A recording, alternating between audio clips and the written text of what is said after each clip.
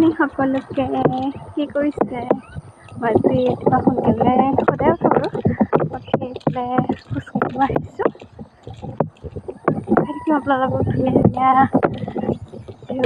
ভিউবোৰ জেগাবোৰ সেইখন চাই ইমান ধুনীয়া লাগিছে